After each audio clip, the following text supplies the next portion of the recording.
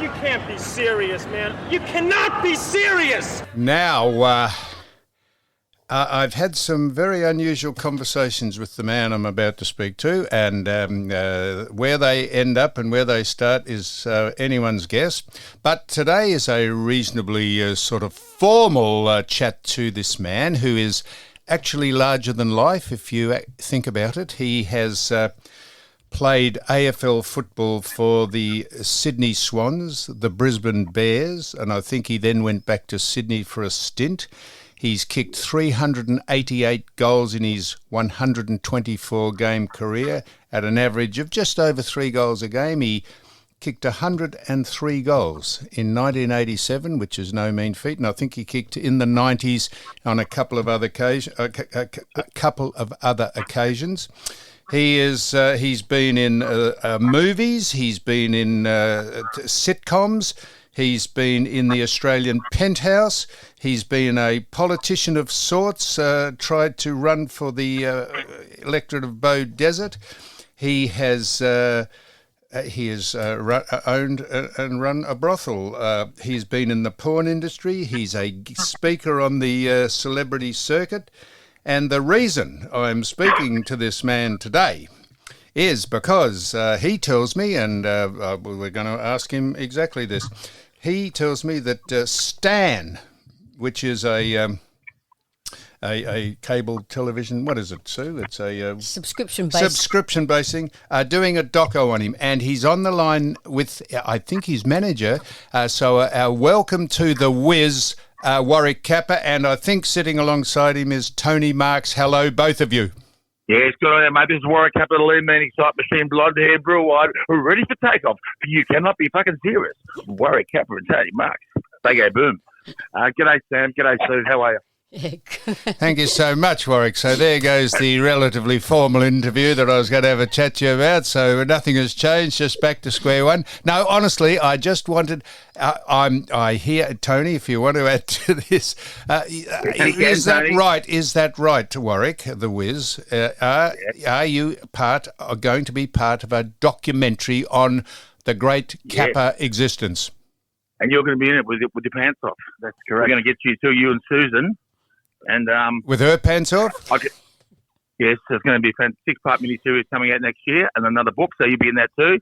So this will be a friends-only thing, will it? Or Yeah, fans only. Yeah, fans only. Warwick, if I hesitate, I'm not sure how long I'm going to chat to you before you actually answer a question seriously. Are you doing, or has Stan asked you to do a documentary on you? Yes, like Doug Hawkins said, they've asked me.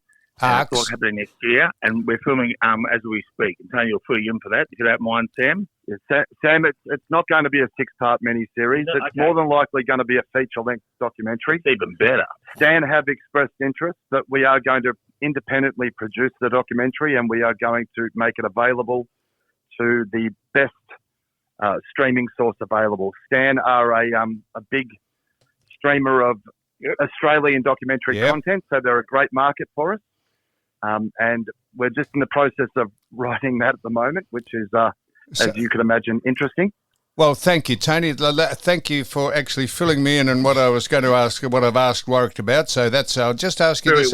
Very well said, Tony. And Eddie McGuire helped us get in there, your old mate. So 3 cheers for Eddie and Harvest Silver. Hang on a minute. So Tony, Tony or Warwick, Eddie has had a hand in just giving you some guidance, has he? Or did you ring him up, Warwick, and say, I'm trying to do this, what do you think, or what? Yeah, Harvey had a chat to him, and we're meeting him with Tony. Yeah, well, Harvey and I have had a couple of meetings. Harvey? Harvey Silver, yes. Mm-hmm. And Harvey's very interested in participating in the project with us, and has reached out through his resources to find out whether there's any expressed interest, and that's where we've got some of our feedback. So, Tony, you came up with the idea of putting forward to anyone who is interested the format of a doco. You've written it, and it's about Warwick's rise to fame or fall from grace, or what is it? No fall from grace, mate. I'm still. It's called Warwick Kappa, up and up. It's actually not called Warwick? It's called what? Did you say Warwick Kappa up your ass? Did you say? Yeah, it's called Warwick Kappa, up and right up. Up and up. It's not called anything like that. We have no working title at the moment. never let the truth get away with a good story, Fossil. I told you in the footy show last week where I dominated it and yourself. No, you did. Yes, you're an integral part of that at various stages. You could call it. You could. Here's just off the top of my head, Tony. What about calling it Whiz Bang? Whiz Bang. That's definitely on the cards. Where I did think Warwick Kappa balls and all. Okay. I don't know whether that one will fly, but we will put it on the whiteboard, mate. What we're looking at doing in terms of the story, Sam, is obviously there's plenty of content out there online about Warwick's playing history. I think the angle that we're looking to come from is to talk about Warwick's impact across his cultural impact as a crossover personality, somebody who was part of the zeitgeist of the 80s, crossing over into, rock music, Countdown, Neighbours, and just how he was a cultural phenomenon back in the day. Like a sort of a poor man's David Beckham, who that was a great series on David as a great soccer player, and then his branching out into various other industries. He's a poor man's Warwick Kappa. Get it right, Sam. He's a poor man's me because no one knows him, but he'd get 40 mil for it, and I'll only get 7. That's all right. That's good enough. Thank you, Warwick. I appreciate you having a chat every now and again. If I could just keep on track with Tony, we might get some sensible responses. Very happy for you to join in. I've got Sue Stanley, OAM, sitting with me, and the reason I say that is, would this be, this is not just a blokesy doco, this is directed at maybe the other half of the population who are women or females. Is it the idea to attract an all-over audience, but what are we doing to massage the women audiences, so to speak? There'll be plenty of girls in the doco, don't worry. Well, I think it's... we're not. I don't think plenty of girls in the doco is necessarily a hook to get women to watch. They want to know just your relationship with the opposite sex and how you treat them and how they treat you, and just amongst all the other things. Yes. Yeah, I think Warwick's story is a truly unique Australian story, Sam. So I agree. Think that there's something in that for all kinds of people, all genders alike. And so I think that the story, I'd sort of, Warwick had suggested we do a David Beckham style show. I think it's more going to be a cross between that and the Tiger King, to be honest. The Tiger King. Yeah, no, that's true. So Tony and Warwick, so you sat down with a blank canvas, a broad canvas on a table, and you said, what about we pitch this to someone, and you start out in his school days or his association with playing AFL. Do you jump right in off the deep end to start with, or his relationship with what? We start with the underage football club with Rhys Jones, the Oakley Youth Club. Yep. So I'm starting out with the story in his early playing days. 7 or 8 years old. I've reached out to his old contemporary David Rhys Jones, who he came up through the Oakley days and obviously the Swan days. And David's going to be a part of the show and lend his contribution. And so we'll start off at his underage football, and then we'll branch into we're going to highlight on his great porn career, where he rolled over anyone who would take their gear off and was standing erect and breathing. Is this something that you think will... Sue Stanley. She should be the next one. Yippee. 3 kids for Susan and Warwick. So basically, is it going to be a serious documentary on how he rose to fame, or is it going to be some of those stories and then a little bit of the character and the life that he is in stories that are just portraying him in what he does, and what he does is great, I suppose. I think, Sue, that what we're going to try to do is have 2 corresponding narratives running. One will be the timeline, his ascension through his incredible football career, rising from sort of junior football all the way up through to the 1987 season, where he kicked 103 goals, took Mark of the Century, won his 15th Commodore, and then sitting that, balancing that against like a present day narrative, which shows that, you know, Warwick still is, you know, a highly in demand speaker.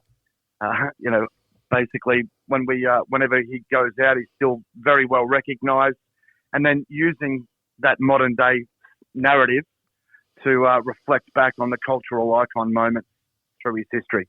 And working with Schwarzenegger and Brad Pitt, different people. So hang on, what was that, Warwick? I said I've worked with Schwarzenegger and also Brad Pitt. So You've worked with Arnold Schwarzenegger and Brad Pitt. In what capacity? I've been hanging around a few big grade celebrities. Charlie Sheen when there was more snow there in Falls Creek on the commercial, and then Pamela Anderson with Ultrasound commercial fossil. So something different.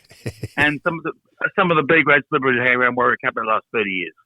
B grade, yeah, that's right. That'd all be B grade under you, of course. Now, Tony, so yes, mate. Would it be possible, do you think, to control Warwick, who is the subject matter of this doco? Because just get back to David Beckham. Yep. He was interviewed, and in more pensive and philosophical moments, he actually spoke quite sensibly about where he's headed and where he's come from. Will Warwick be able to string any sensible, structured conversation together without sending the whole thing up? Yes, Samuel. Have you heard of cut? We can do a bit of cutting here and there, can't we? Like your face and hair. We can just cut a bit out and just make sure I look beautiful, which is quite easy, unlike Ricky Nixon. He's had over here make a train take a dirt road. Okay, take a breath. So it's going to be quite educational, and it's going to be all the truth, and I'll be speaking very sensibly like now. And the rain in Spain falls mainly on Sam's plane and boat. Okay, so answer your question, Sam. No, Tony, just if I may, this is exactly what I'm getting at. No. I said, is it possible for him, do you think, to control himself, how he could speak logically and in pensive moments of modesty? And we've just heard exactly the line that I thought we'd probably go down. So, Tony, you're going to have a monumental task to actually put some light and shade to this. Absolutely. Well, I think there's no way this could have been done in the analog era. It would have been too expensive. So basically, now that we have digital as a medium, it's obviously we don't have to use very expensive tape to cut, meaning that it's going to be a very, very particular editing process. Warwick and I have gone and done some test footage, and at the Swans last week, didn't we? I have also have the advantage that over the last 3 years we've produced about 60 hours worth of streaming content in the Wizz podcast, which has been cut down from about 400 hours of recorded content. I got number 4 in the world last week, Possible. We were actually beat Alex Baldwin. Yeah, no, that's good. Now, Alec, is that the bloke who shot to death his stage manager? Is it? Yeah. So I wouldn't hang your hat on that. That was an accident. So you said, I heard you as an aside, just while Tony was talking. Did you say you've done some preparatory footage with the Sydney Swans? Did you say? I hear you say that. Well, on what did you went down to the Swans and said? Went to the Collingwood game. I did 10,000 photos. I was bigger than Elvis Presley, and just interviewed all past has-beens and the physio who's on one leg, and it was fantastic. Yeah, we went up into the inner sanctum at the Sydney Swans headquarters a few weeks back. It was more of an introductory measure. I went up there and shook some hands, met some people, and just set the. I guess the ground rules for some future interviews. We did some test footage up there. And we're back next month, actually. But, I'm opening the Hall of Fame Museum, so they want some boots for that. So I'll get some footage there. You're opening the Hall of Fame Museum for what? For whom? Well, I am the big star, because no one knows Tony Lockett or the other guys. So, of course, I'm the main star of it. So I'm just charging them $7,000. That's cash, folding.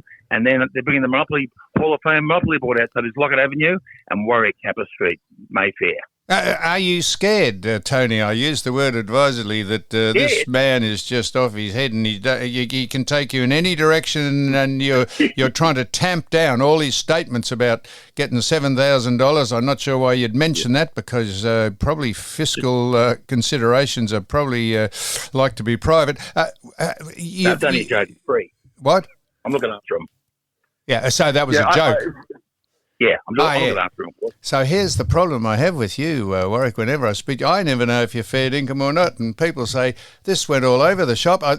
Tony, if you're not paid like the national debt for this to keep this on track, so that. I want to ask you seriously, has a number of streaming outlets like Stan, have they shown interest, or are you just going to put the doco together, whether it's for 90 minutes or 2 hours, and then present it and see what happens? Basically, the latter is more the case. We have expressed interest in the content and the subject matter, and the decision's been made to produce in-house. Yep. So we can control the narrative, which for obvious reasons that you've expressed, and so that's the way that we're going to go with it. We're going to make sure that we can manage the storyline, show Warwick in his best light. Obviously, he needs to be working with people that know him, understand him, and actually care about him to make sure that some of the madness that could end up in a show is carved down into something respectable, because ultimately behind all of this lunacy and this madness, Warwick's two favourite subjects are how much is getting paid and his penis. So, we've got a point, Tony. I was in Dad's bag, so you in Baghdad. You know that very much. Tony, you're going to have to write him. If I could just, you're going to have to write him new lines. The in Dad's bag when you're in Baghdad.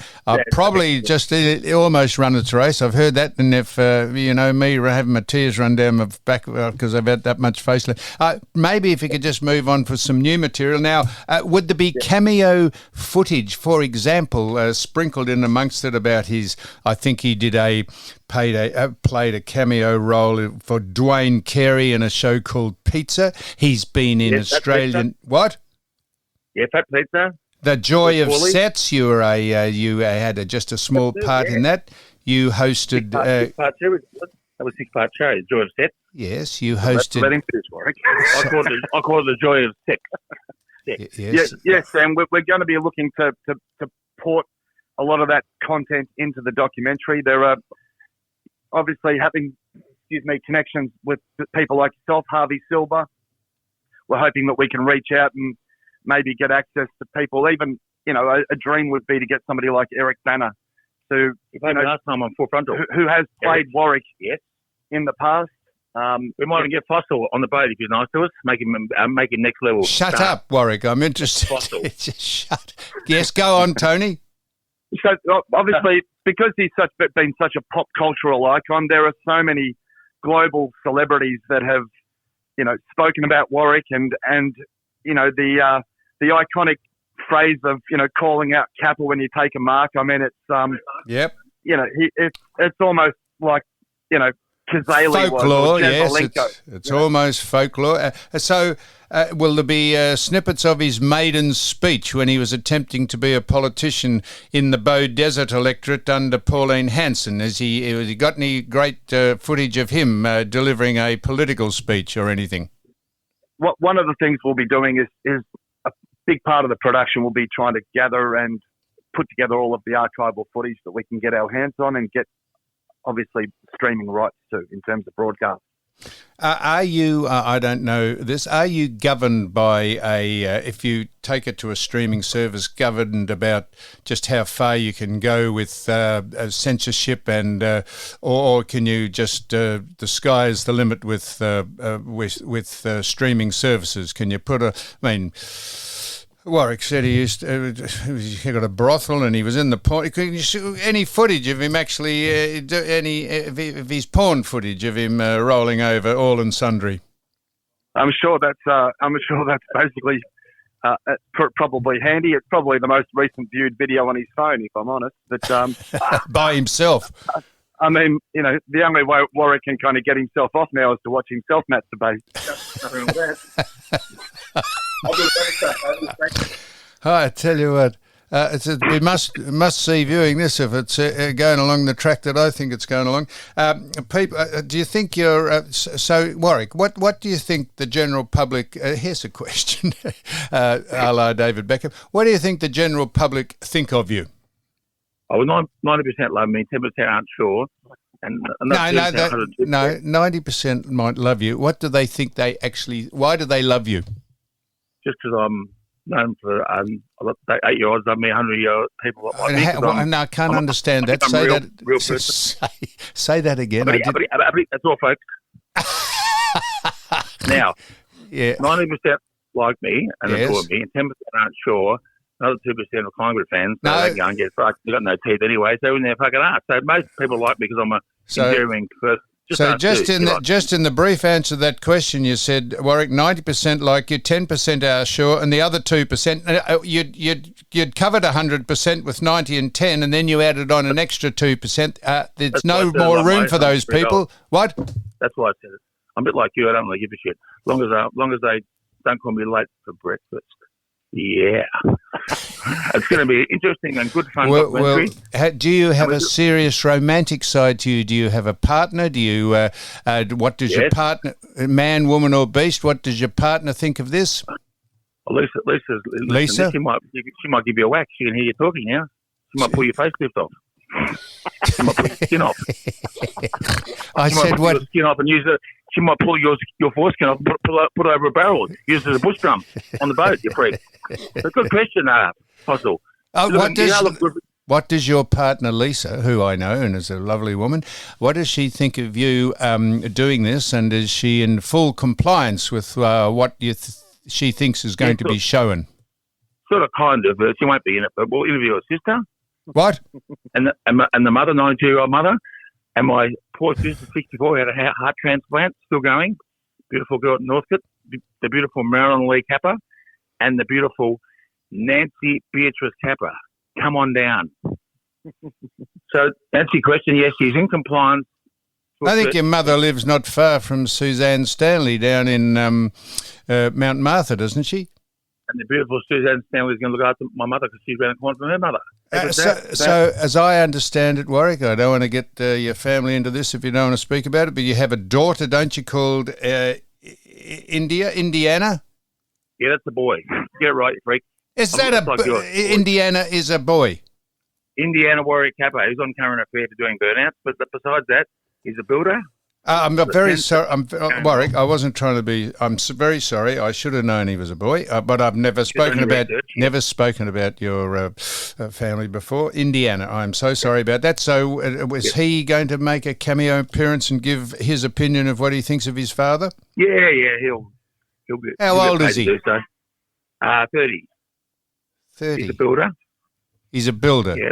And who is? And is his mother? Do we know who his? Oh, well, you know who his mother is. Is his mother going to be in it, or don't you speak? to her? No, we don't want to scare the kids away, so we won't get Joanne. Joanne's that ugly. You know, Sam, Joanne's that ugly. She make a train take a dirt road, so we're not going to get her in. That'll scare the girls away. Oh fuck! You make hungry. Yeah. So I don't know. So and you do have one client. Tony. We'll be having any footage. I think he was on I'm a Celebrity. Get me out of here, wasn't he? He was first to be voted off. And you held that as a sort of a badge of honour, Wizz, didn't you? Yes, I was happy to get voted off. I was voted off Big Brother in 2 days instead of 10, and so I got thrown up for nudity. Moment I was proud of, but we actually raised 10 million for kids with cancer. That's the main thing on Big Brother. It is. None of these numbers have been verified, by the way. In your ass, Rick. I was 15 mil. So yes, Celebrity First. I lasted a week. Yes, but good show. So, Tony, what would be the general... So, if this did get to air, the doco, is it purely based on how many people watch it, or does Stan or the streaming station or organisation, do they pay you an upfront fee, or how do you... Have you done all that yet? Is this a fiscal thing that you're doing that you might realise a fair income out of it, or not? Well, I mean, that sort of thing's always possible. But to be honest, you know, from my point of view in terms of producing the documentary, I'm just looking to produce the best possible movie-length documentary that we can. That's hilarious. That's, you know, irresponsible. Hard-hitting. That's personal. Fucking erotic. Yes, as you would expect it to be. And so, you know, if this thing makes money, that's great. And if it doesn't, well, that's not really you're all the wiser for the experience. Yeah. And Now- the new book's coming out too. What? The new book's coming out. I've got a new book next year. Tony's helped me do that. Who's going to colour that in? I'll do the funny stuff, mate. It's Pressure Bro and I show me a stretch mark, but the book's going to be probably number one like last time, and it's coming out on Amazon. It's going to colour that in. I'll colour his Is it true that you said to one person, the person, would you like to give me a head job? And the woman said, I don't think I could get my mouth over your ears. Is that true? Yeah, that is a good one. That's like I did a show with you. I was talking to the lady, and I said to the lady, I said to the lady, her husband, your father should have set up with a head job. They didn't go down too well either. That means he's ugly. They're like yourself, Sam. You out there. Now, finally, I don't know what the last question. I tell you, if I was watching this is serious, Tony. If I was watching the doco, I'm happy to watch all that stuff that he's gone on with, and you're talking about. I would like to see him sitting maybe on a bench somewhere or in a chair or somewhere speaking absolutely seriously to some sensible questions that were asked of him about his life, where it's headed, how he rose to fame, what he thinks about the world we're living in at the minute. Does he go too far occasionally, or is it all just theatre, or is he genuinely only partially educated? That's what I'd like to see sensibly answered with in a mix of all the other stuff. 100%. And Sam, that's what happened. Yes. Would you like me to interview him? Mate, I think that'd be great. But no matter how many takes we have to do, we will get that. But obviously, when you and Sue make your way back down to Melbourne, hopefully, we can jump out on the boat and we can get some footage together with you guys again. Okay. Well, so anyhow, that has been enlightening. Now, Tony, you have the most monumental task in the world of television and showbiz and the media. If you can put this together and get some sensible statements out of the boy that you're standing next to, that will be delightful. And I actually think it's got some legs and some oxygen because whether you like, it's very hard not to like Warwick, no matter how hard you try, because he is. Thank you, Samuel. I can take it a sense to him the way you dress, Sam. Thanks for those nice words. And Susan? Thank you, Warwick. As I say, try as hard as you may to not like Warwick. It's impossible. So he is a genuine personality, and I think it's if done properly, Tony. And this is where you come in. I tell you what, I hope they do pass the hat round for you, dipping your toe in the water and having a crack at this. I think it's got some great merit. So I want to. Any other statements, Warwick, you'd like to make before we stop? There are a lot of people listen to this, Warwick. This could be your audience listening to this. Yeah, we are helping you get your ratings up because you're the third biggest podcast. We're number one, and we're going to go up to Sydney this week, do a bit more testing, have a holiday, see my friends up there, and go and see David Murphy, the other Hall of Famer, and we're going to do a bit of shooting in the King's Cross. I actually lived in the Cross near the fountain at the Chalet Commodore for 4 months, so that was right back in '84. So to answer your question, I think it's going to be educational and educational, a little bit different. Yep. And it's going to be about my life, so it's going to be quite good, I think. Tony, that's about a summation of in a thumbnail summation of the great man. Well, probably not the way I'd put it, but it's certainly. It's fantastic. But Sam, as you say, that it's hard not to like Warwick. Anybody that truly knows him, he is the most generous, self-obsessed man I've ever known. He's an absolute sweetheart, and widely known and often misunderstood. And hopefully we're going to put together a story that's going to be revealing in a way that perhaps nothing ever has been in the past. My theory about Warwick is that he's probably the most introverted and shy man probably walking the planet, and yet all this is just to show that he's not, and the extra mile he goes to show that he's out there in a bon vivant is such a taxing experience on who he really is that's what makes him weary when he puts his head down at night. Agreed, 100%. Couldn't set it better myself. Well, there we are. Well, the great Wizz, Warwick Capper, number 39, I think you were, weren't you? Yes, there's only 139. There's only one wizard in the AFL too, that's me. Yeah, a few imposters at the moment. and the man with the biggest task in showbiz that I could possibly think is, and that's Tony Marks. So thanks very much for Thanks, guys. joining Thanks, us Dan. on Thanks, You Cannot Be Serious, the great Warwick Kappa and Tony Thanks, Marks. All the Thanks, best. guys. Very good, Thanks. mate. All right, that's Very it. good.